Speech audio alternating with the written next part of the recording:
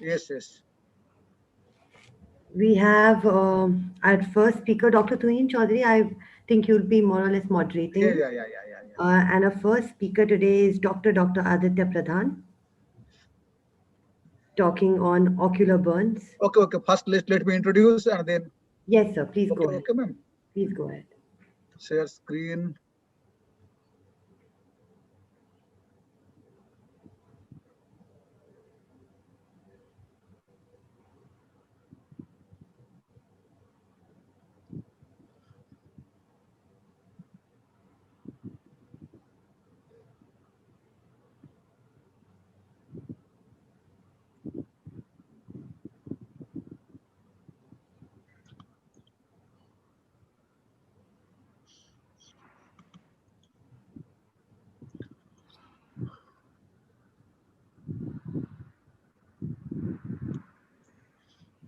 Okay, is my screen visible now? Yes, sir. It is. Okay, okay. Good afternoon, everyone. A very warm welcome to all my participants, panelists, and the viewers.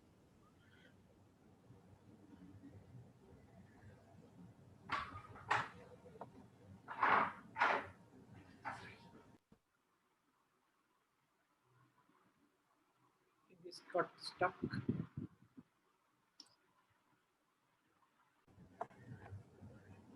I think he has some network. Led, and we should start immediate management without proper assessment of the injuries. There is coordination with physician, surgeon, and psychiatrist may be required, and bilateral chemical exposure is especially devastating, often resulting in complete visual disability. So, the initial management is most important. Otherwise, there will be a lot of sequelae following ocular burns, which will be very difficult to manage. And long-term damage to the ocular surface is mainly because of chronic inflammation, which often causes fibrosis and continues to cause damage to the conjunctival and limbal stem cells. Subconjunctival fibrosis leads to symblepharon formation, fornical force training, and entropin formation. Goblet cell deficiency results in abnormalities in surface mucous secretions that will ultimately lead to dry eye formation, which will again cause ocular surface health derangement. So, this is the course outline. So, first speaker is Dr. Aditya Pradhan. He will be talking on spectrum classification and overview of ocular burns. I will be talking on different types of ocular burns, its management in acute and initial stages. And then Dr. Namrata Sharma, she will be talking on late visual rehabilitation in unilateral cases by different modalities of treatment, including SLATE. And Dr. Bhaskar Srinivasan, he will be talking on late visual rehabilitation of bilateral ocular burn cases by different modalities of treatment. And now over to Dr. Aditya Pradhan, he will be talking on ocular burn spectrum. I'm just stopping my. Over to Aditya now. Yes, sir. Yes, sir. Thank you so much, Dr. Tuhin, for the kind introduction and the inclusion in the instruction course. So, opening on this topic, I will be talking on the nature, the overview of ocular burns and how it is classified.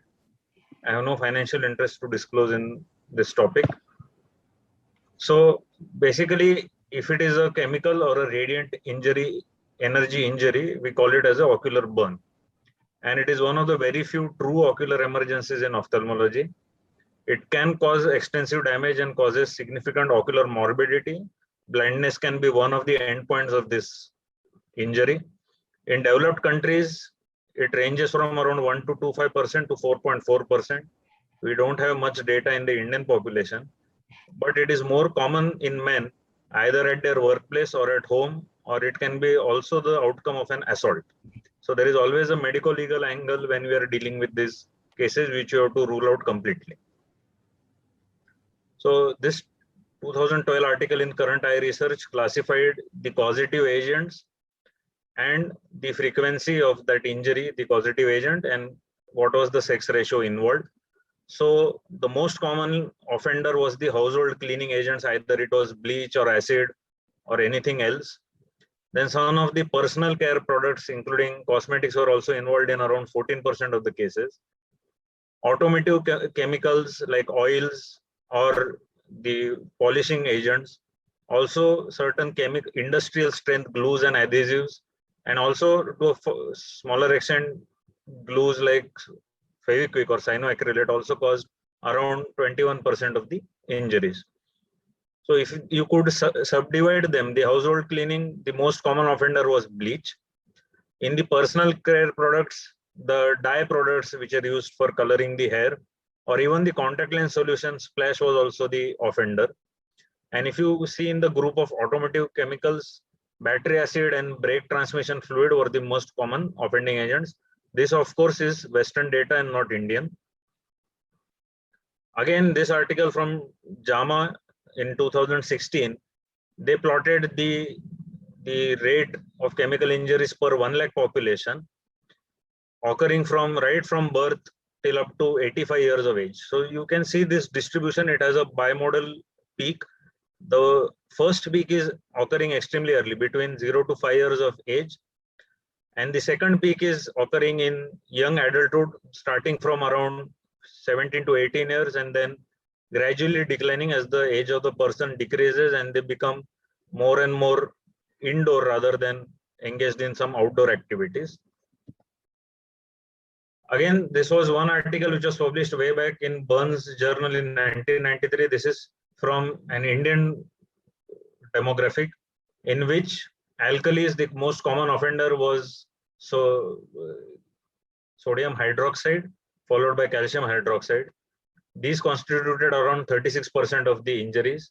In acids, that was the higher number, more offending agent, around 48% of the total cases, in which sulfuric acid, which is more commonly seen in the battery acid, was the offender.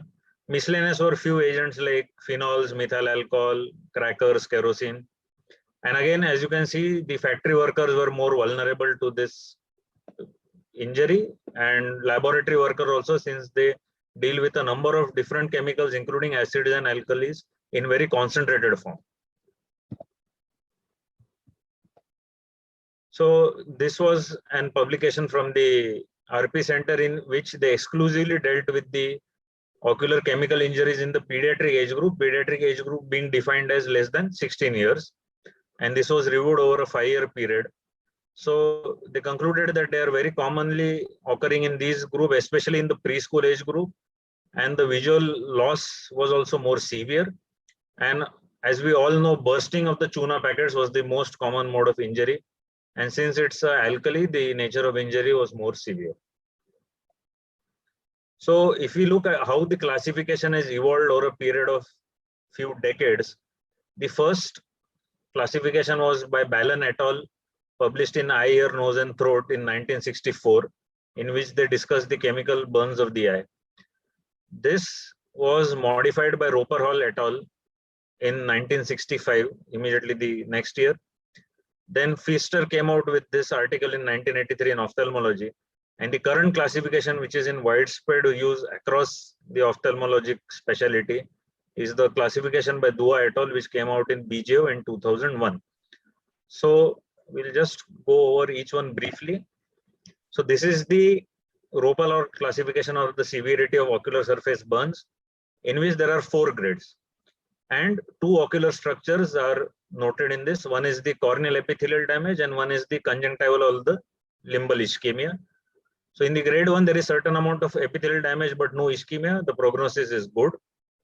There is, in grade 2, there is certain haze. The iris is visible, less than 1/3 of limbal ischemia. Again, the prognosis is good. Then the cornea becomes more severely damaged and the ischemia is around half. So the prognosis becomes guarded. And when the cornea becomes totally opaque and there is more than 50% of limbal ischemia, the prognosis becomes poor. Then I was talking about the Pfister classification, which came out in 1983. This was not any table or a scale, but more of photographic representation, in which a series of standardized photographs were published in the journal, and the clinician was expected to compare the eye of the patient with these photographs and then grade the nature of the severity of the injury. So it ranged from normal to mild to moderate, moderate to severe, severe and very severe. So as you can see in the last 2 photographs at the bottom, the severe and very severe, there is a very significant amount of limbal ischemia, also followed by total corneal haze or opacification. But this scheme is not being used. Then came the game changer in 2001 by Dr. Dua's group, in which there were not 4 but 6 grades, and in which the clinical findings, again, it was defined in number of clock hours rather than half or 1/3, and the conjunctival involvement was given as a percentage scale, and the analog scale was also given to correlate with other classification systems. So starting with the grade 1, nothing is involved, no limbal involvement, no conjunctival involvement. So the prognosis is obviously good. And as you progress along the scale, you go to grade 6, in which the prognosis becomes very poor, and there are around 12 clock hours of the limbus involved and 100% of the conjunctiva involved. So along with their scale, they gave these representative photographs in which the grades were involved, were shown pictorially along with fluorescence staining. So as you can see, not only the cornea, but the conjunctival involvement is also there. So moving on to the more severe grades like grade 4 and grade 5, you can see the end result in the stage is a total limbal stem cell failure with dense vascularization of the ocular surface. And this is the end stage. On the left side, these are the end stage grade 6, in which there is total corneal haze and very severe limbal ischemia, especially in the inferior fornix. And on the right is the total, that is the end stage total limbal stem cell failure with dermalization and keratinization of the ocular surface. So this article, again in BJO in 2011, compared the prognostication value of the Roper Hall system and the Dua classification system in acute grades. So in which in the first 3 grades of the Dua system, there was no difference in the terms of time taken and the rate of healing. But when you moved up the ladder to grade 4, 5, and 6, there was a very significant difference in extent of the corneal vascularization. So by increasing the subclassification and introducing more grades, so it had more prognostic, the Dua system had more prognostic value in the end game compared to the Roper Hall system. Then this article came out in Graphes in 2020, in which they studied 3 parameters of findings on the ocular surface in acute chemical injury. One was the opacification, one was the vascularization, one was the symblepharon formation. For each, they gave 4 grades, starting from grade 0 to up to grade 3. And again, it was shown by the pictorial representation.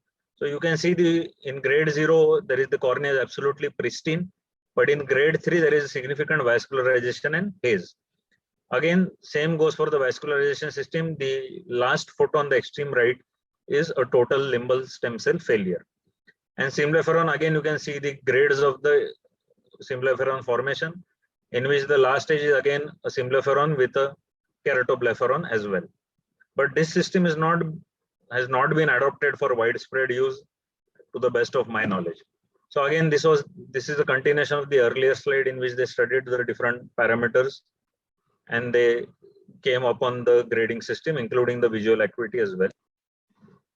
So coming towards the end, what you see clinically may not result in actual translation on the ocular surface, especially when you see the whiteness or vague terms like there is limbal ischemia or scleral ischemia. So the tenonplasty is definitely a valuable modality to restore it. But when you do fluorescein angiography, that is OCTA, so that is you can see the actual extent of the scleral damage, and that actually gives the true prognosis and how much improvement will occur with limbal stem cell transplantation. So again, a recent article in BJO has defined the role of ASOCT angiography in assessing the limbal vascularity. And it is non-contact, it is very rapid, but there is certain caveats to this study, which I'll come to the next slide. That Dr. Sayan and his group from LVPI published this study in IGO, in which what is the reliability of clinical assessment in the management of ocular burns. So this was sort of a photographic questionnaire sent out to different specialists, fellows, general ophthalmologists, and they were shown and they were asked to grade the severity based on what they saw on the photograph.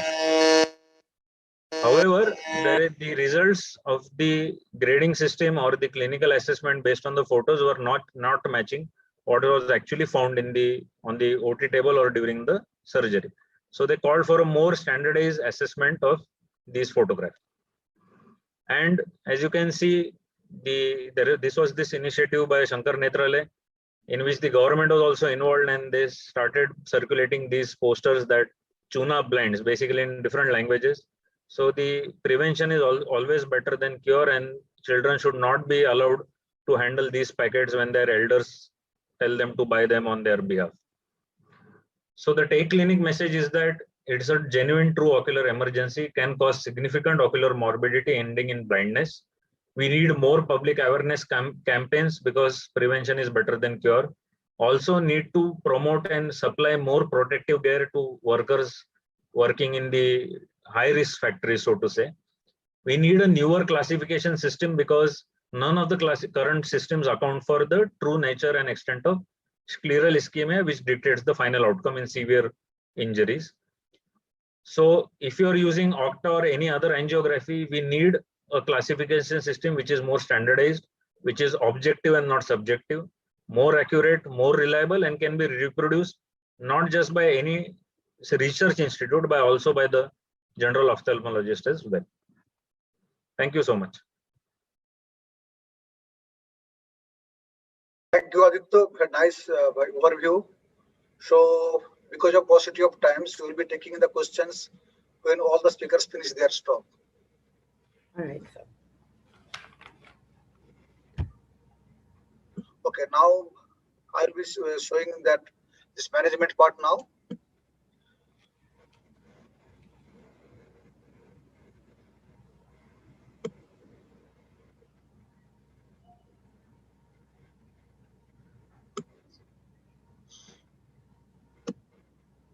Okay, are my slides visible now?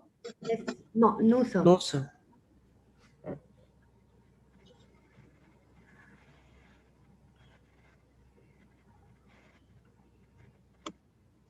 Just a moment.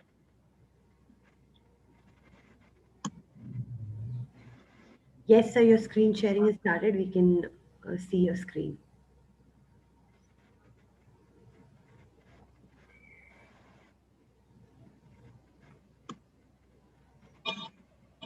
Is it fine now? Yes, sir. Okay. You can put it on full screen if it's not already. Okay, now it's in full screen. Is it now? Yes, sir. Okay. So I'll be talking on management of different types of ocular bonds in acute and initial cases. So I have no financial interest to disclose.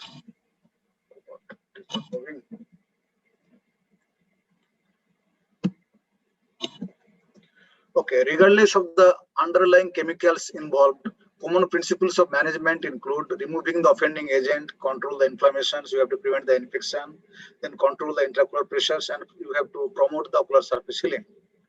So in all these cases, medical management should be initiated first and then go for surgical management. So first is this removing the offending agent.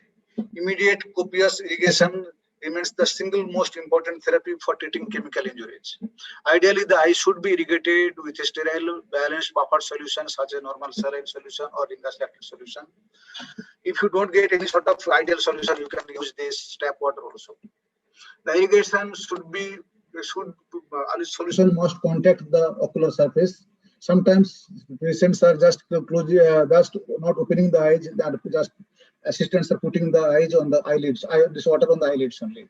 So this should be avoided, and this is best achieved with a special irrigating tube. You can use this Morgan lens, or if you don't get any Morgan lens or like that, you can use some topical anesthetic eye drops and then put a slit speculum, and then irrigation should be continued until the pH of the ocular surface is neutralized. Usually, you should go for at least 1 to 2 liters of fluid, and at least for 30 minutes. Then the severity of the burn we should assess now, and that burn depends on the surface area of contact, depth of penetration, and then concentration, and then time of interference since contact, degree of limb or potential injury. And usually the common areas of damage are anterior segment of the eye, internal segment of the eye, cornea, conjunctiva, and the lens. So you have to control the inflammation, as because inflammatory mediators released from the ocular surface at the time of injury causes tissue necrosis. This inflammatory response not only inhibits the epithelialization but also increases the risk of corneal ulceration and perforation. So controlling inflammation with topical steroids can help to break this inflammatory cycle. And intensive topical corticosteroids has for decades been one of the mainstays of the treatment, and it remains as such. A potent corticosteroid eye drop such as dexamethasone 0.1% should be started from the day one and administered topically on a 1 to 2 hourly basis, not 3 times or 4 times like that. For severe inflammation that is not controlled with topical intensive corticosteroids, you can go for systemic corticosteroids, which can be also considered. Suppose patients are having severe scleral ischemia or anything like that, we can go even use these systemic corticosteroids. There is no increased risk of corneal melting with concurrent use of ascorbate in severe clinical ocular burns. So if you give this topical ascorbate, or even if you can give this oral ascorbate vitamin C, then there is very less chance of development of corneal melt. So we have to promote this ocular surface healing. We have to reepithelialize the cornea, which is a challenge in both acute and chronic cases.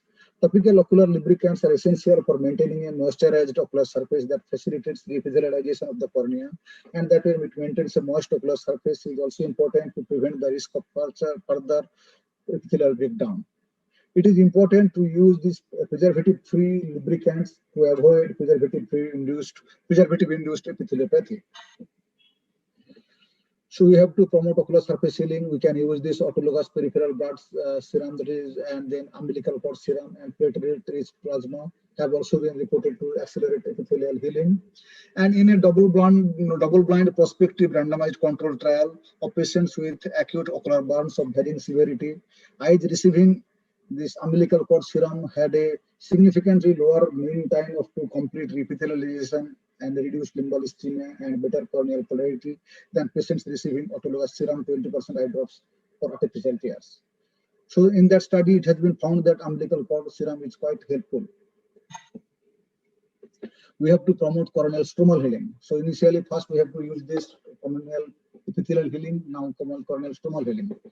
That inflammatory cells release matrix metalloproteinase and then collagenase and stromalysins, which will be just accelerating this collagen breakdown.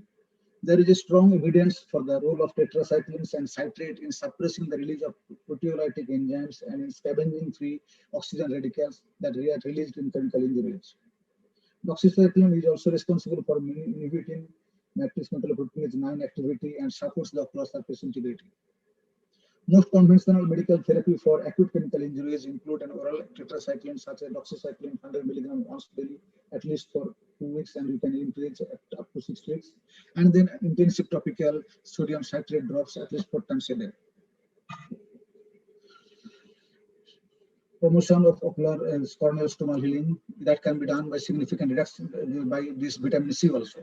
It has been found that this in alkali injuries, because this alkali penetrates into the anterior chamber, and that is causing this decrease in the level of vitamin C from the aqueous humor, which is secreted from the ciliary body. So that vitamin C is because it is reduced, it will inhibit this collagen synthesis by fibroblasts, collagen which can inhibit this collagen synthesis by fibroblasts. So ascorbates and citrates act as the cofactors for collagen synthesis, which are needed for the corneal stromal healing. That way it protects against corneal ulceration and perforation. So combined ascorbate and citrate treatment appears to offer more protection against ulceration than citrate alone.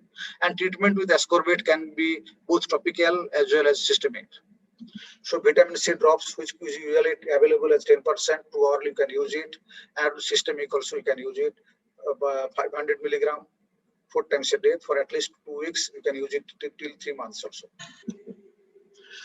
Prevention of infections. When the corneal epithelium is absent, the eye is more susceptible for infections. So in those cases, you have to put topical antibiotics, which should be preservative-free, 4th generation fluoroquinolone, which are warranted to during the initial treatment stages. So preservative-free antibiotics is preferable because that will be just helping for epithelial healing. Acute chemical injury, there is a chance of rise in intraocular pressure because of collagen deformation and shrinkage, which will distort the trabecular meshwork with blockage of by inflammatory cells.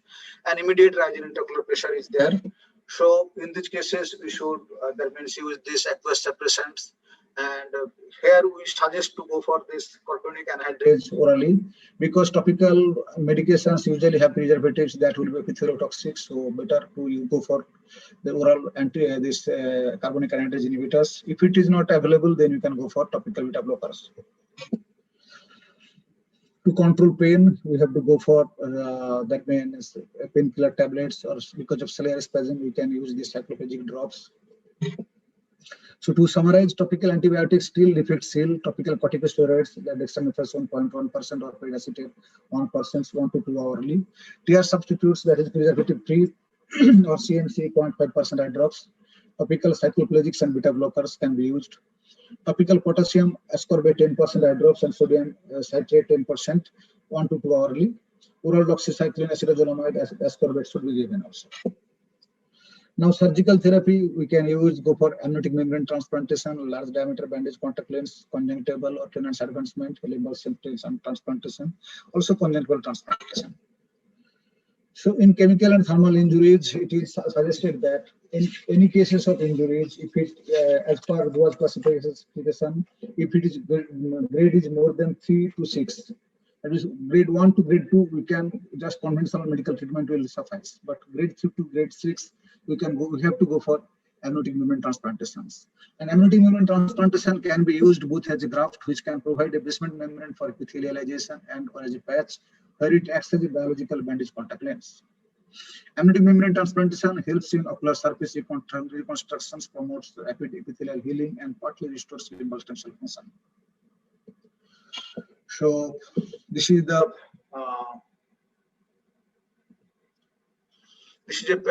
this 8-year-old boy who came with Chuna injury. So we have to remove all sorts of this Chuna particles, foreign particles from the superior fornix. Then we have to go for double version of the fornix, and then we have to remove this necrosed material.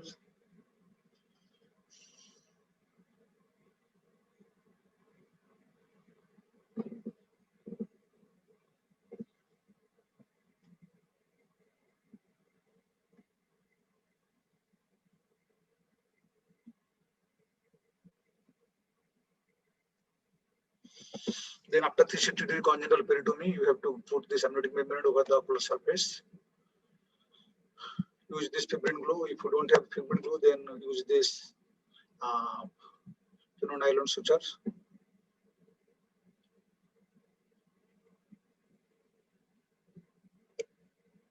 Oh. Sorry.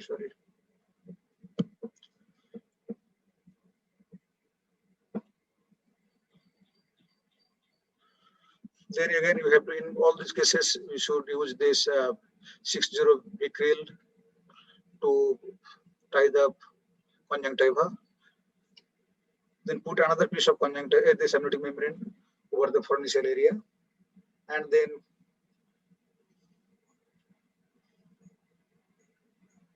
put a conformer, and then do a suture therapy.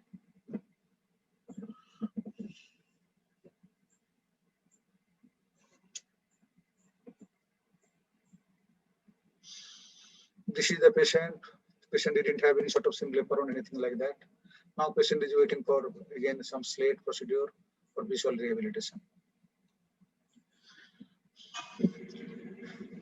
So if you don't have any sort of this fibrin glue, then we can use this double lumped 40 silk or 50 proline sutures, and then you can use bolsters and then fornix formation sutures, and then that way you can use this amniotic membrane, and we can put the circumferential suture in this around the limbus, and then again you have a better result also without fibrin glue. This is the patient who had this thermal injury. This Dr. Aditya, there was no fibrin glue on that day, so he did this multi-layered AMT. First he put this amniotic membrane, and then sutured by interrupted nylon, and then put another layer. And this is the result after 9 months of AMT, and ultimately after 1 year I did this slate. So sometimes in presence of scleral ischemia, that is the blanched out white appearance of the sclera, what this try to mention that in these cases, amniotic membrane transplantation in these cases won't suffice alone. So you have to go for tenonplasty. And the scleral ischemia along with this releases toxic substances with profound inflammation that can lead to scleral melt. So tenonplasty was first described by Tapping and Ream, where this tenons was used as a medical graft, and it is considered as a glebe-sewing procedure that helps and accelerates the epithelialization of the cornea and conjunctiva through limbal perfusion. So this is the 52-year-old man who had this mortal metal injury 6 days ago, and then the surgery was done. So all sorts of necrosed tissues removed from the scleral bed.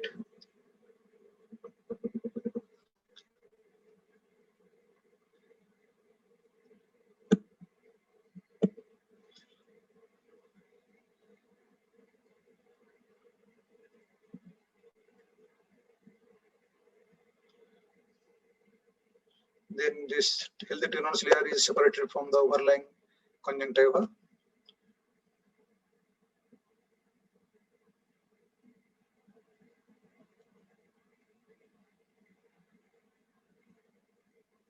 Then over this directly you can put this, you can suture these tenons over this bare sclera. But here I am putting a layer of amniotic membrane just to give an extra tectonic support.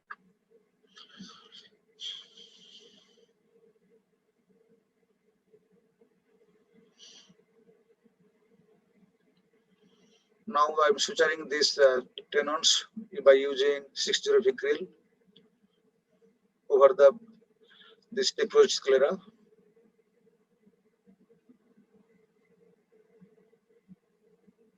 Then I'm putting another layer of amniotic membrane.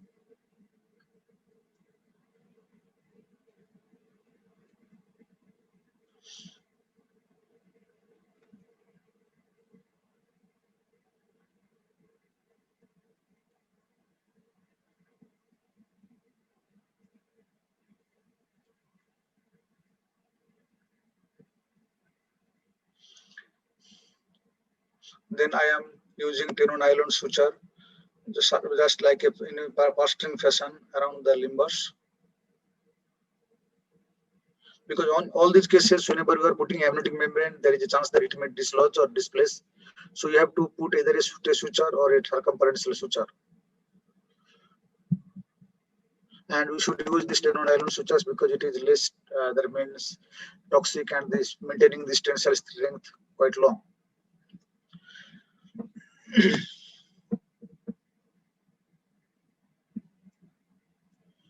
And then this cartilage of the conjunctiva is sutured with the double layer of amniotic membrane by 6-0 Vicryl, and then putting a bandage contact lens.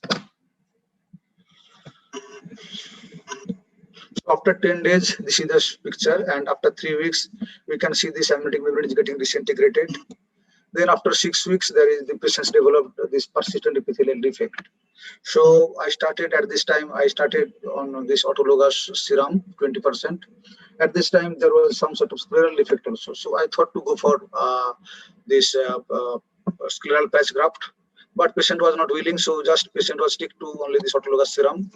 And then after 6 months, this is the ultimate result. And now this patient is waiting for slate with this penetrating granuloplasty. So follow-up with these patients, close follow-up is required because that to avoid this possible sequelae. Corneal ulcerations with possible perforations, corneal scarring with LSCD development, secondary open angle glaucoma, conjunctival scarring or symptomatic formations. As I mentioned, these patients may develop dry eye. Exposure due to lid malpositions from cicatricial complications can also be seen in these cases. So to conclude, proper management in the acute stage is most important, and that determines the long-term outcome. When the globe integrity is saved and ocular surface is stable, one can plan further surgeries for better visual rehabilitation. And based on the severity and laterality, many options are there. Glaucoma, the most common comorbidity, and needs need to be addressed aggressively throughout the life. Now, Dr. I must inviting Dr. Namrat Sharma for our talk on this visual rehabilitation in unilateral cases. What to Dr. Namrat?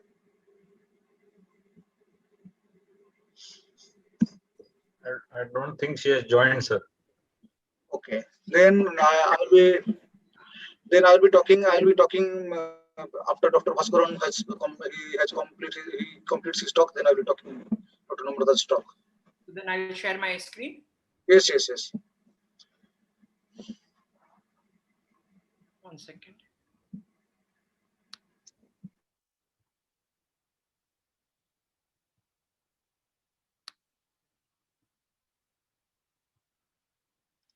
Yeah, is the screen seen?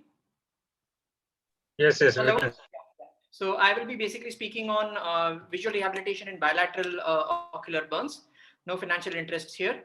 So when you're looking at a burns patient, you have to have a very good preoperative assessment, especially if you're looking at a bilateral burns, because you need to decide whether you would want to go ahead with a stem cell based treatment or you would want to go ahead with a keratoprosthesis as such. And between unilateral and bilateral, management of a unilateral injury is easier because you do have an autogenic slit, autogenic limbus from the other eye, which you can harvest. For a bilateral injury, you would need an allogenic source of limbus, which could either be a keratolimbal allograft or in certain cases, you might want to consider a mucosal epithelial transplant. So when you're talking of preoperative assessment, basically you need to see whether it's a unilateral injury, it's a bilateral injury. You need to see whether the surface is conjunctivalized or if it is keratinized. Because if it is keratinized, you're probably going ahead with a keratoprosthesis rather than a stem cell based treatment. Again, even in a unilateral or a bilateral eye, you need to look at the amount of stem cell loss which is there, whether it is partial or whether it is total. You need to look at the extent of conjunctival disease. You need to look at the presence or absence of inflammation, the presence of corneal scarring, and the systemic health and age of the patient, because if you want to put the patient under general anesthesia multiple times, that has its own repercussions. Again, comorbid conditions like lid issues, glaucoma, retinal issues need to be addressed. When you're investigating a patient, an OCT is a very good tool before you do any form of stem cell transplant, whether it is in a unilateral injury or in a bilateral injury, because under the pannus, you will have an idea how thick the cornea is. Because if the cornea is very thin, you might want to consider an LK or a PK at the same time. UBM can give you a slightly better idea about the ciliary body status, and a B-scan will give you an idea about the retinal status, especially an ONH cupping in cases of chemical injury. When you're looking at conjunctival involvement, obviously both these images are 360-degree limbal deficiency, but the right one will need a lot more works before we actually do a stem cell transplant, whereas the left image we could probably do it a little bit faster. So when you're talking about surface reconstruction, you need to address each things one by one. You need to address the lids, you need to address the conjunctiva, you need to then address the limbus, and then finally you're looking at visual rehabilitation. And the tissues to be replaced would either be the conjunctiva, the limbus, or the cornea, based on a case-to-case basis. There's been a very good paper published by Sheffer Singh and Ahmed Kherka on surgical management for reconstruction of symblepharon based on the severity.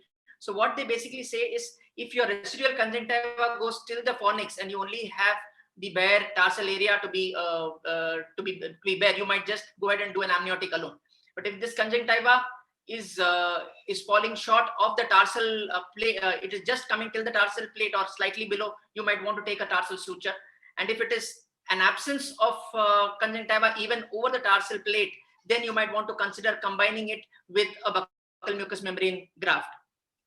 Again, the extent of LSCD is now being classified and graded. So where it basically classifies it based on the clock hours of involvement, and it classifies whether the central 5 mm is involved or not. So when you're talking about stem cell based treatment, it is imperative to nowadays use this classification, especially in the chronic phase when you are attempting any visual rehabilitative procedures. This is something that we published recently in APJO. So it gives you a broad outline as to how you would approach a patient with a bilateral stem cell deficiency. So if the surface is either moist or it is dry, if it is moist, you need to look at whether the fornix is formed or fornix is shallow. If the fornix is formed, you assess the cornea under the pannus. If the cornea under the pannus is normal thickness, then you try to see whether it is clear or it is scarred. Because if it is clear, you might just go ahead with any of the allogenic limbal stem cell transplant. But if it is scarred, you might have to combine the allogenic limbal stem cell transplant either at the same time or subsequently do an LK or a PK. Similarly, if your fornix is obliterated, you would want to check whether the patient is eligible for an immunosuppression. If the patient is not eligible for an immunosuppression, then you might not go ahead with a stem cell based treatment. You might have to think of keratoprosthesis. If the patient is eligible for immunosuppression, you try to form the fornix. If the fornix is formed, it goes back in the previous version of the slide. If the fornix doesn't form, you again have the option of keratoprosthesis as such.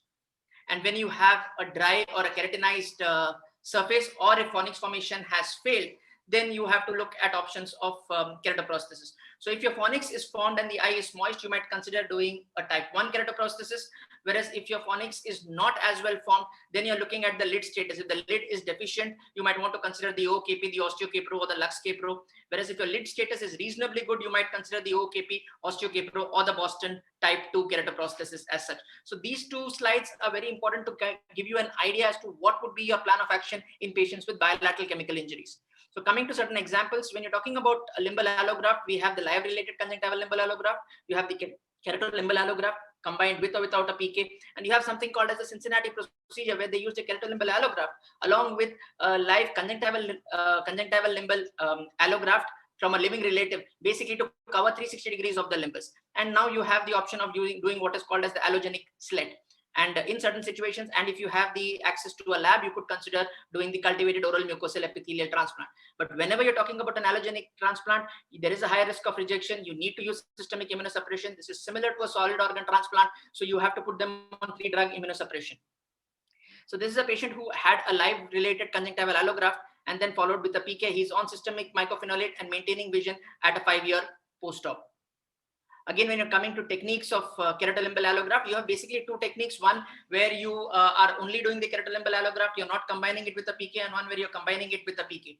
The picture here basically puts the cornea, limbus, and the conjunctival tissue slightly posteriorly. So your limbus of the donor is over here and the limbus of the recipient is over here.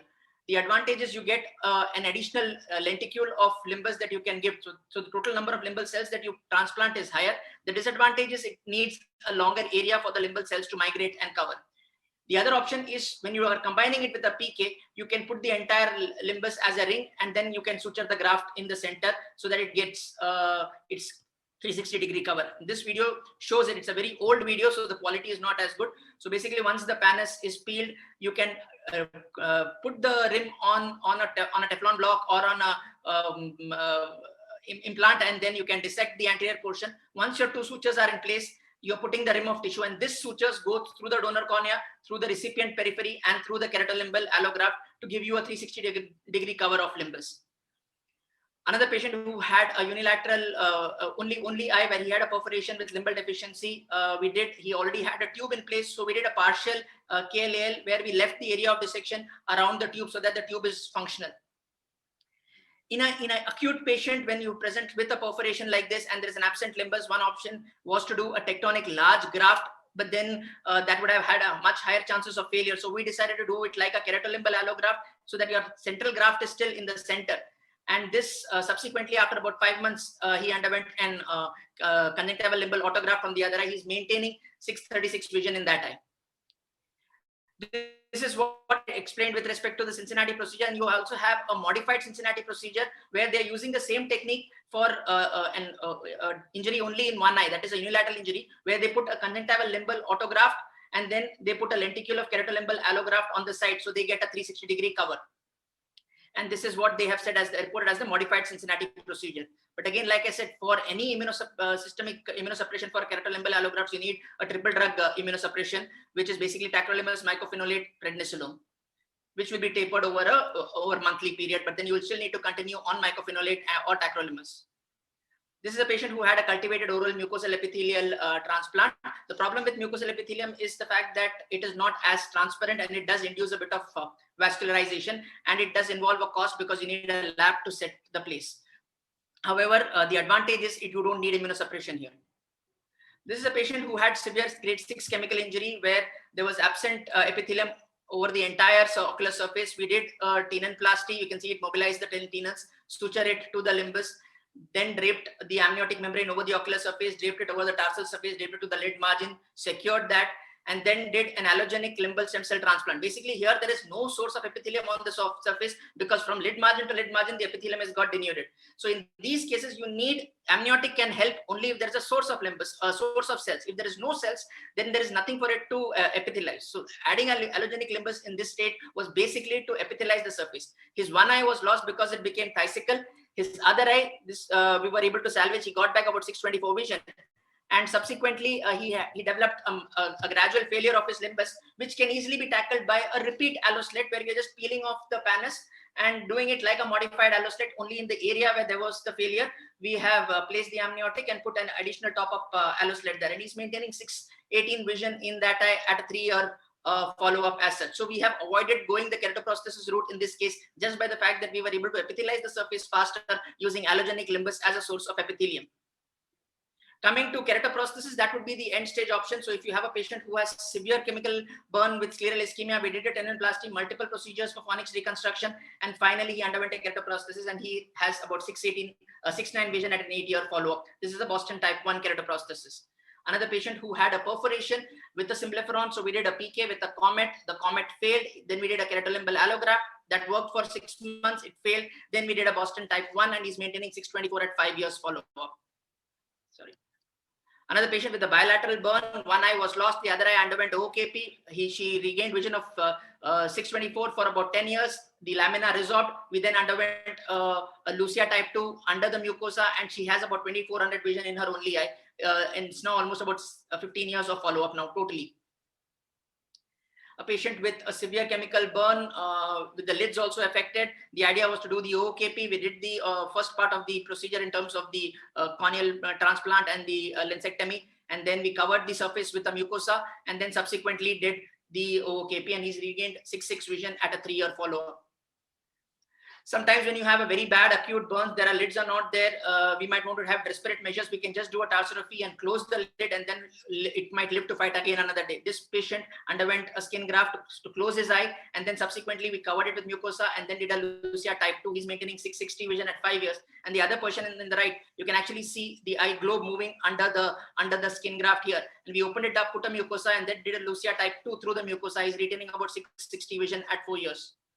Another patient with severe chemical burn who just had a tarsorrhaphy. There was a staphyloma, very large staphyloma. So we opened up the tarsorrhaphy, explored the area, put a large patch graft, and then we combined it with a Boston type, subsequently with a Boston type 2 keratoprosthesis with an Ahmed glaucoma valve implantation with a vitrectomy, and he regained 6/6 vision. His disc was healthy basically because the staphyloma was taking the brunt of his intraocular pressure. Another patient with a bilateral burn, she was query perception of light when she came. But since the patient was very insistent, we said, and we got a VEP done. VEP showed some waves. So, and the patient was insistent. So we said, okay, we will try. We covered the ocular surface with the mucosa, and then we did a Boston type 2 through the mucosa. She got back about 3/60 vision. She's self-ambulatory, and it's now 2.5 years. She's managing her own activity by herself. And this is one of our most challenging cases: severe face deformity, severe eyelid deformity with RD. So we had to do a PK with the retinal detachment. We did a PK with a VR surgery, settled the retina. The overall corneal diameter was very small for a normal Boston type 1. So we had to ask Aurolab to customize a smaller backplate of 6 mm, and we placed that under the conjunctiva. We would have preferred to put a type 2 under the conjunctiva, but in this case, we didn't have the front plate for a type 2. And she got back a reasonable amount of vision. She has about 6/60 vision. This is how she started off with, and she's now in a school teaching drawing to kids. She does have the conjunctiva overgrowing the optic. So once in 3 to 4 months, she comes back. We need to trim the optic and push the optic back so that she regains and is able to maintain her vision. So to conclude, you do have multiple options to choose from, but you need to choose wisely. You need to confirm the compliance of and follow-up of these patients. It's not a surgery where you can do the surgery today and they come for one follow-up and then they disappear. So you need to be sure that the patients will come back for regular follow-up. There is hope for hopeless. Yes, we do have options now, but you definitely need a team approach, both from the cornea specialist point of view, from an oculoplasty point of view, from a retina point of view, from a glaucoma point of view. And if you're looking at surgeries like the MOKP, you would need a dentist or a maxillofacial surgeon helping you. A team approach will help you maintain the vision gain that you have got, and will help these survivors lead a reasonably normal life. I would acknowledge our patients and the Ocular Surface team at Shankar Nethralaya. Thank you.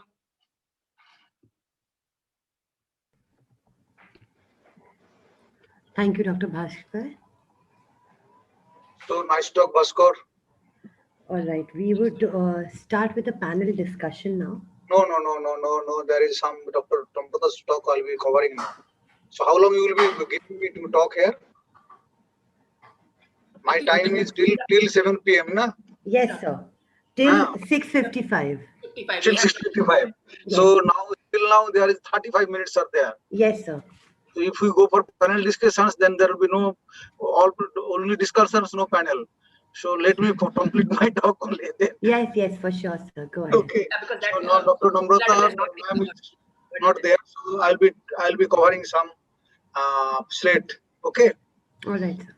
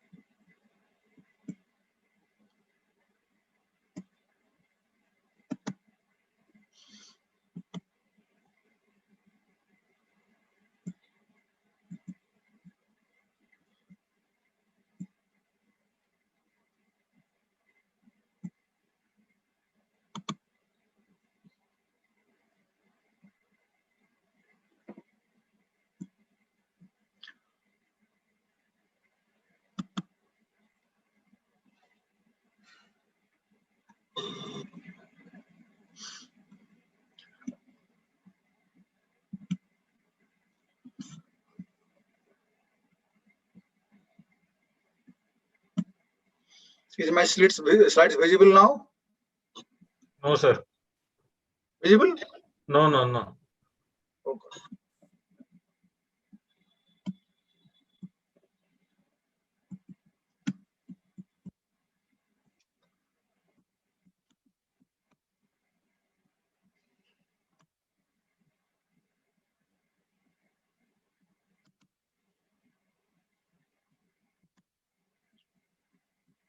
Is it visible now? yeah, it's visible. Visible. Okay. So for as Dr. Bhaskaran has mentioned this in bilateral cases, how to rehabilitate these patients. So I'll be talking on this unilateral visual rehabilitation, and my focus is mainly on SLAT. So limbal stem cell deficiency, that is this ocular surface damage following chemical or thermal injuries, results from limbal ischemia, and that ultimately leads to loss of stem cells which are capable of repopulating the corneal epithelium, and that leads to a condition which is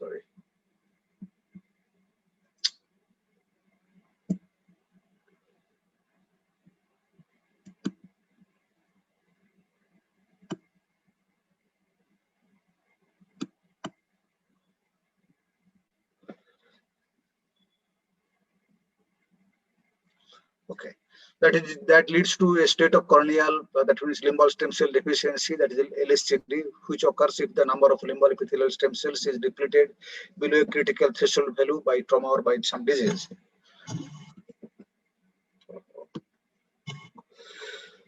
So limbal stem cells, its expansion and transplantation to treat a variety of ocular surface disorders is one of the most remarkable achievements in modern stem cell biology. And these cells comprise about 0.5 to 10% of the total cell populations, and it is found in skeletal muscle, skin, intestine, and eye. And the features are like that these are specialized undifferentiated cells who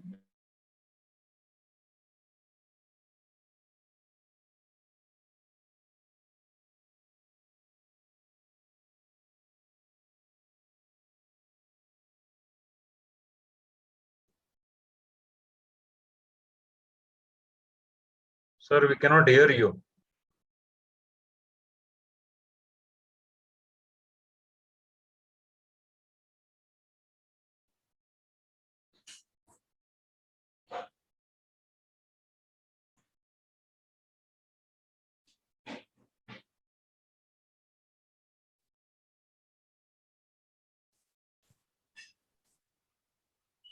Oh, Dr. Tuhin?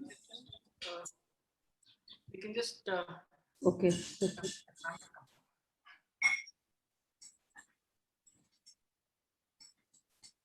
What happened? Dr. Tuhin? I think this, yeah, okay, he's lost the connection, I think. So should I speak then? आप आए नहीं थे करके he was just about to start. आप शुरू कर लीजिए. मैं कर लूं? Because I will have to then go somewhere else. He's lost his connection. I think he's lost his connection. Ma'am, he'll reconnect. You can go ahead, ma'am.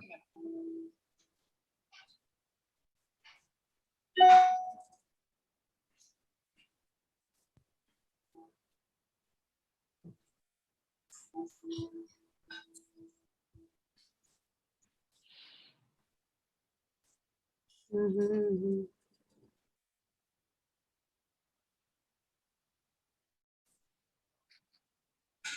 Okay, I'll share my screen. So at the outset, I would like to thank Dr. Tohin for making me a part of this very important course. And I would be talking to you about the late visual rehabilitation in unilateral ocular burns. I'm sure bilateral burns would be covered by Dr. Bhaskar. And in the late phase and the sequelae, late reparative phase generally starts after 21 days, and it is the most severe complication of ocular burns, and that is the limbal stem cell deficiency. And as well as you can have other sequelae like dry eye, like symblepharon, lid abnormalities, including entropion, ectropion, trichiasis. Apart from this, there can be incomplete lid closure and poor visual acuity due to corneal scarring and neovascularization. Coupled with that, there could be problems such as glaucoma as well. So the goals are that you need ocular surface stabilization, limbal stem cell transplantation, and visual rehabilitation. Now, it is important that whenever you do any procedure, you have to manage the adnexal problems, do ocular surface reconstruction, and improve the ocular surface before taking any surgical maneuvers on such eyes. And the goal is that there should be optimal milieu for any existing stem cells to regenerate in the best possible conditions for the transplanted stem cells to recover. So these are the methods by which these patients can be visually rehabilitated. So if there is a limbal stem cell deficiency which is present and limbal stem cell transplantation has been done, then one has to see whether the ocular surface improves or not. And if there's optimum clarity, then one can go ahead with refraction glasses, contact lens, or just observation, depending on what modalities allowed by the ocular surface. And if the ocular surface improvement is there, but still some amount of corneal haze does persist, then you may have to do a lamellar keratoplasty or a penetrating keratoplasty. But if there's failure of limbal stem cell transplantation or poor ocular surface and the corneal opacity is still present, then in those cases we do keratoprosthesis. But keratoprosthesis is generally not done in cases they're only done in cases which are bilaterally blind and not in unilateral cases. So like I said, stem cells have a very important role to play, and these are the signs of stem cell deficiency. Conjunctivalization is the hallmark. They may be associated goblet cells, superficial deep vascularization, fibrovascular pannus, corneal stomal scarring, and persistent epithelial defects.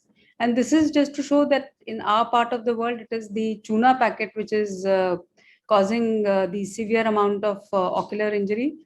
And this is something that we published way back in 2006, that children should keep away from the Chuna packet, because these Chuna packets, they burst and they cause injuries, sometimes unilateral, but most often bilateral.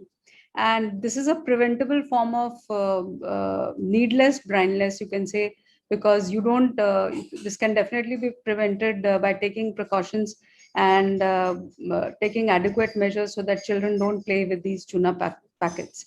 Now, this is essentially what I have actually already told you about, that limbal stem cell deficiency can be partial. If the visual axis is not involved, you can just give lubricants. But if the visual axis is involved, you have to look at the lids and the conjunctival abnormality. And if it is there, then you have to correct it. If there's no fibrovascular pannus, then you can do sequential conjunctival epitheliectomy, as described by Dr. Harminder Dua. But if there is a fibrovascular pannus, then one has to do a slit procedure. If the SSCE alone cannot take care of the visual outcomes. Now, again, when the limbal stem cell deficiency is total and the visual axis is involved, then the correction of the lid and the conjunctival abnormality has to be done. And if it is unilateral, then one can either do a slit or can do a cleft or even can do a clow. And of course, if the visual axis is not involved, then one just gives the topical lubricants. Now, this is just to show the various modalities. Way back in 2003, we worked on a large diameter lamellar keratoplasty, and the idea was that first you do peritomy, followed by a partial thickness trepanation, and then the fibrovascular pannus is removed or dissected, and part of the cornea was also dissected if there was some amount of haze. If the haze was not there, then like in this case, the haze was there, so the pannus is being dissected with the stromal layers which are hazy. And after doing that, a large graft is taken, and it is taken in such a manner that there are limbal stem cells also present, and this we called as tuck-in large lamellar keratoplasty, and sutures are then applied with 10-0 monofilament sutures. The idea was that this peripheral rim is going to give this limbal stem cells, and simultaneously we will achieve both the goals, that is visual rehabilitation as well as the stem cell transplantation. Of course, the flip side of this was that you needed systemic immunosuppression because you're taking the limbal stem cells from the cadaver. So that was the flip side. And it is always important that whenever you have a case of chemical injury, always do an anterior segment OCT, because to know what is the corneal involvement and what is the pannus involvement. So once you remove the pannus, it's always possible that, for instance, like in this case, it's 520 microns corneal thickness is there. But notice that if you remove the pannus, there's only it's about, the underlying cornea is quite thin. It is only about 300 microns. So in these cases, large diameter lamellar keratoplasty has to be done, or keratoplasty has to be done. But in a case like this, where if you remove the pannus, the fellow eye is normal, you can get away only by doing a CLET procedure, that is cultivated limbal epithelial transplantation, or a SLET procedure, that is simple limbal epithelial transplantation. The advantage of this procedure is that it is a single stage procedure of an in vivo expansion of the limbal stem cells. The pannus is removed from the affected eye, and the limbal tissue 2 by 2 millimeter is taken from the healthy fellow eye and transplanted onto the amniotic membrane, which is then glued. It does not require sophisticated laboratory support, and it is easily affordable, and there is no immunosuppression at all. The indications for the CLET or the SLET are limbal stem cell deficiency due to ocular burns, and it can be done in these conditions. Investigations have to be done, and the most important investigation is the impression cytology, because that will tell you whether the corplet cells are present or not. And the second most important is anterior segment OCT. However, in cases where there is absolutely no visualization of the underneath cornea, you may even have to do UBM. Now, this is a case, this is just an example to show that this case was referred to us for corneal transplantation, but when we did a surface procedure, and if you look at the anterior segment OCT, you will see that the cornea is almost 610 micron, the pannus is 110 micron. So once you remove the pannus, you can always do a surface procedure. This, however, is a case which I had discussed earlier, and here you will have to do a corneal transplantation procedure. So this is just to show the steps of how you do a SLET, which we now more commonly do, or a CLET. In both these cases, you have to take the limbal lenticule from the fellow eye. So you dissect almost about 0.5 millimeters into the clear cornea and about 1 millimeters behind, keeping in mind that you have the limbal stem cells into the limbal lenticule. And this is then taken and transplanted onto the eye, which has got the limbal stem cell deficiency. Now, this is a little bit, this is a little older movie, so the limbal biopsy is a little bigger, but you actually don't need such a big limbal biopsy. You can take about 2 to 3 millimeters, and that's enough. Now, there are two ways of doing it. If you do have a stem cell laboratory facility like we used to have earlier, these limbal lenticule is cut into small pieces and is then placed on the amniotic membrane, sent to the laboratory where it grows on the amniotic membrane itself. And this is the way we used to do earlier. This is a case of limbal stem cell deficiency from which the pannus is being removed. And after removing the pannus, one can then take the amniotic membrane on which these explants have been placed. And 2 weeks later, when these explants show that there is a mono layer of limbal stem cells all over, this is then sutured onto the host. So you can alternatively also glue it, but always and this is followed by the application of the bandage contact lens. Now, the success rate of this procedure is all to the tune of 60 to 70%. Now, this is how simple limbal epithelial transplantation is done. So always begin with the peritomy, which is done 360 degrees all around. And once you begin from the periphery, you will be able, you will get the exact plane that is there. And this is followed by cauterization of the bleeders, again followed by the amniotic membrane, which is placed onto the surface. And then these explants are cut into small pieces, and they are placed onto the ocular surface. Glue is applied, and this is subsequently followed by the application of a bandage contact lens. Now, post-operatively, you give topical antibiotics, topical steroids, topical preservative-free lubricants, as well as a bandage contact lens till epithelial healing occurs. And generally, amniotic membrane would disintegrate in 2 to 6 weeks' time following surgery. The donor epithelialization would be complete by 2 weeks, and the transplant will disappear between 1 to 6 months. So it begins to clear up, as is seen here. And this is a slide from Dr. Vikas Mittal just to show how epithelialization is occurring just at the area of the explants over a period of 5 days. Now, this is just to show that this case, which was referred to us for corneal transplantation, actually did well after doing a surface procedure, and we didn't have to do any corneal transplantation over there, and the patient still enjoys a vision of 6/6, almost 8 years now after doing a surface procedure. So this is just to show the pre and the post-op picture of the same. And so by a single procedure, that is SLET, we were able to not only give a clear cornea, but also visually rehabilitate the patient. Of course, the stem cells from the fellow eye were taken, so no systemic immunosuppression was required. Now, this is another case where Simplifron was also present, and you notice how the clearing is occurring at 6 months. Another case with Panis, where the clearing has occurred in 1 year. And this is post-SLET at 3 years, so much of vascularization, but it tends to clear up.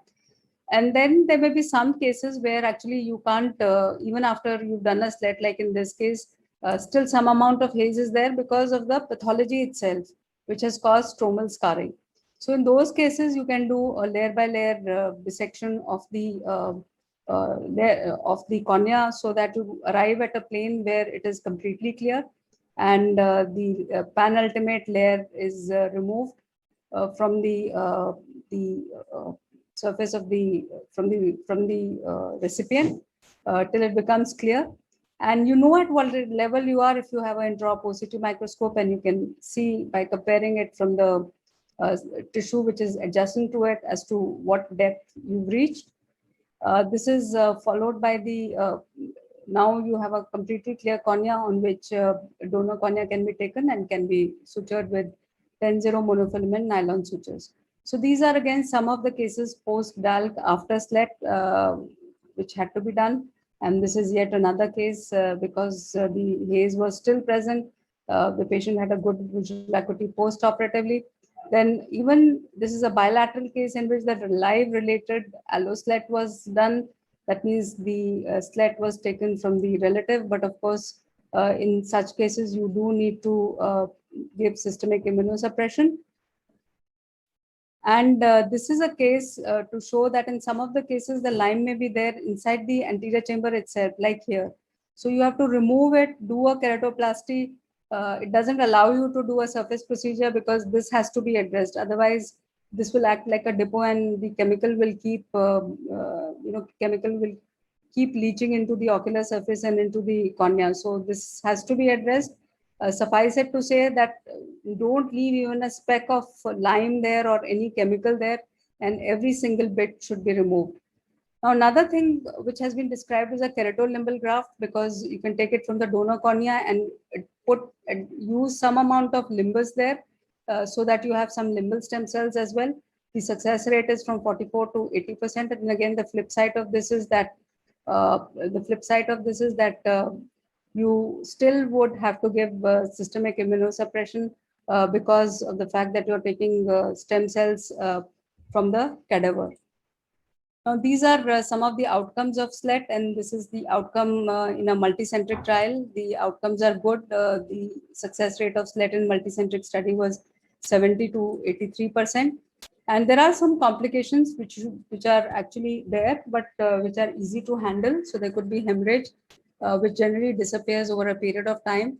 Then non-progressive focal recurrences of Pannus could be there in 5% cases, focal symblepharon in 10%, loss of transplants in 2%, pyogenic granuloma in 0 to 2%, and infections can also occur. But suffice it to say that if actually the symblepharon is affecting the visual axis, one can do a surgical procedure. But if it is not, and if it is peripheral, then one can just leave it ahead like that. Then apart from this, you can also do COMET or cultivated oral mucosal epithelial transplantation, MMG and OOKP and keratoprosthesis. And I'm sure Dr. Bhaskar would be talking about it. Just a word about COMET, although COMET, it can be done in cases where you have asymmetrical kind of picture. So you have an eye which has got total limbal stem cell deficiency on one side, and the eye which has got partial limbal stem cell deficiency on the other side. So you can take this mucous membrane graft from the buccal mucosa here, and this is the pannus which is being dissected, just like you do for SLET. And then subsequently, one can take the amniotic membrane over which these mucosal explants are there, which have been cut into small pieces, grown onto the amniotic membrane, and sutured onto the host. So the results of COMET are not as great as SLET, but the success rate is 30 to 55%. It does decrease the inflammation, promote reepithelialization, and does give you some useful ambulatory vision. Now, I just want to show you this case which did improve from hand movements close to face to 6/24. So it's not a great vision, but from the preoperative level, it's a good outcome for the patient who now becomes ambulatory.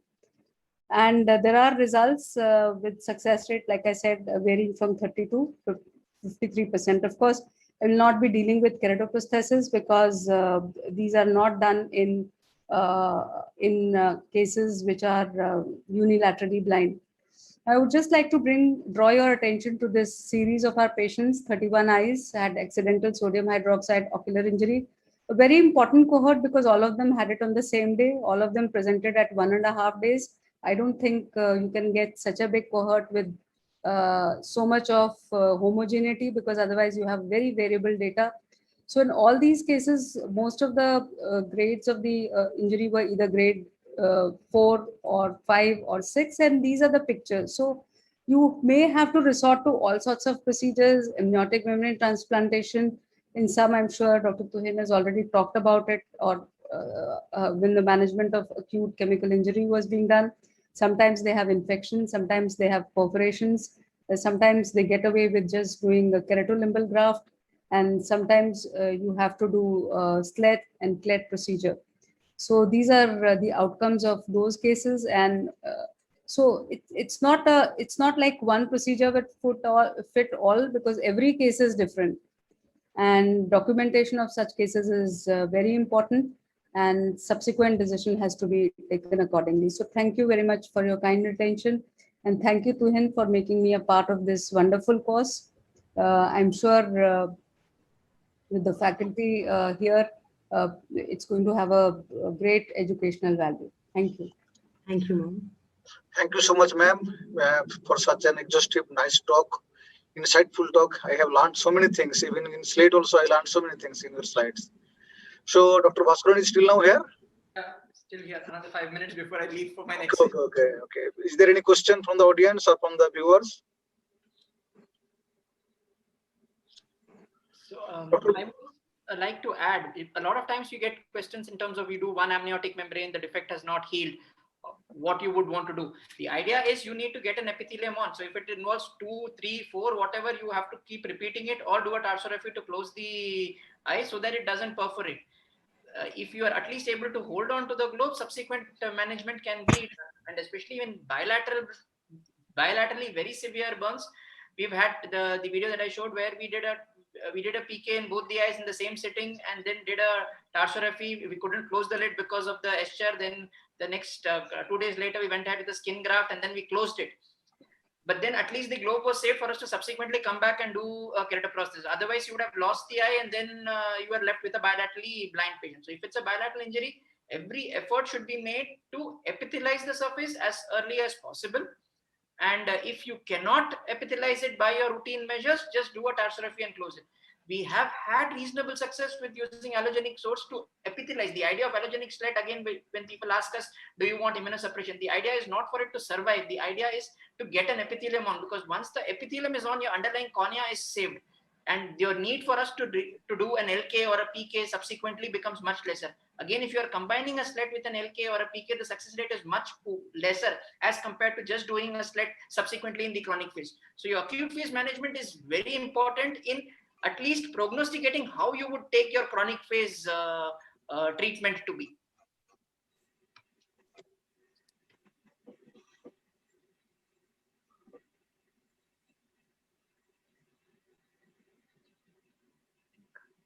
The audience is there or not there? Or we are only discussing amongst us? No. They are very much there. They are at the back end, and if you want, I can tell you the numbers.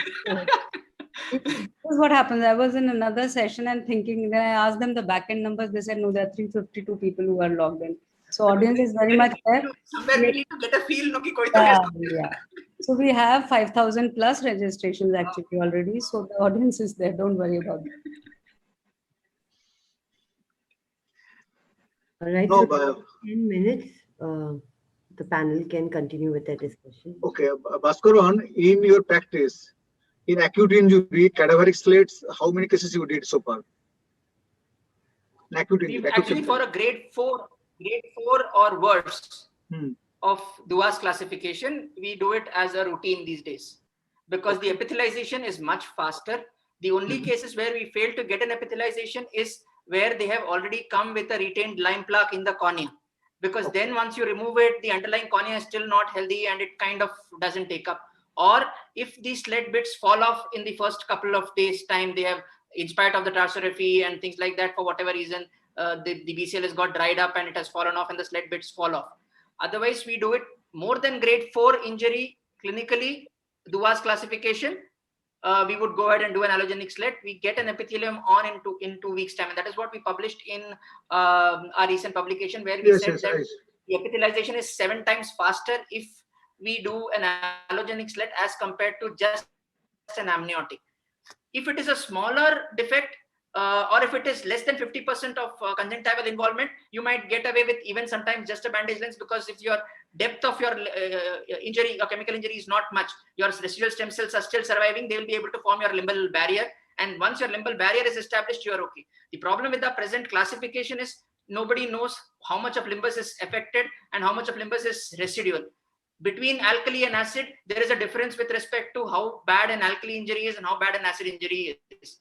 Initial assessment of scleral ischemia is very erroneous, because it's more of a conjunctival bogginess that you see and a conjunctival chemosis, which actually fools you. So your first couple of days, your grading classification, everything changes. So what we do is, if we see at day 1, we get all the, unless it's a tuna where we are taking the patient up immediately into the OT for a child. For an adult patient, it gives us 2 or 3 days to get the fitness for surgery, put a contact lens, start medical measures. If it's more than 50% conjunctival involvement, we know this patient will require an amniotic. We don't wait to see for whether medical measures is going to work till about 10 days or 2 weeks and then plan. We would take the patient up earlier, unless in this 3-4 days time, we definitely see a limbal barrier, the curved epithelium coming in towards the limbus, and it kind of trying to show us that existing cells are still functional and they are working as such. So in these cases, you never do go for auto slit or this from other. The idea of slit is only allogenic slit is only epithelialization. You would expect cell bits, the success of a slit to be much poorer in an acute eye. So you don't want to do any precious autogenic slit in this particular time. Autogenic slit is reserved for a time when the eye becomes quiet, which is 6 months, 8 months, 9 months post chemical injury. Idea here, when you're using an allogenic cell, you can use a lot more than the 2 mm that you would normally get. We almost use about 6 to 9 clock hours of limbus from. So even though there is inflammation, the amount of limbus that you are putting tends to at least epithelialize the surface. We have not seen any acute rejections like an epithelial rejection line coming in any of these patients causing severe inflammation. We see a gradual failure, which is expected. And by 4 months, 6 months, once the allogenic slit fails, if the surviving limbus is not able to take over, then you always have the option of doing an autogenic slit at that point of time. We have also cases where initially we have graded it as grade 6 DUAs. but because it was probably acid, so the limbus, residual limbus was still functional. So after an allogenic sled, we've not had to repeat anything, but the fact that the allogenic sled got the conjunctival epithelium also on, because it grows across. So even the conjunctival epithelium heals much faster because it heals from the side of your sled bits, because here till your tarsal epithelium, there is no conjunctival epithelium there. So it has to, otherwise it has to heal from the tarsal fornix towards the limbus. So here at least you're giving something for it to grow from both the sides, one from the corneal side, which is the allogenic sled bits, and the other whatever residual conjunctival epithelium is there in the conjunctival fornix or in the tarsal conjunctiva. Okay, Bhaskar, just one more moment. There is a question that how to prepare vitamin C, that eye drops. Usually we get it from the ampoule, from our pharmacy, they do it. 10% drops you can prepare. Only thing is you have to be sure that you are not contaminating it. So you might have to do it in a lab facility in your hospital as such. Any place where you have zero contamination rates, like your blood collection labs and stuff like that. It's only a 10% solution. So any of your lab technicians will be able to prepare it. And there will be available literature exactly on the way it has to be prepared. I think we can share that across with the people concerned.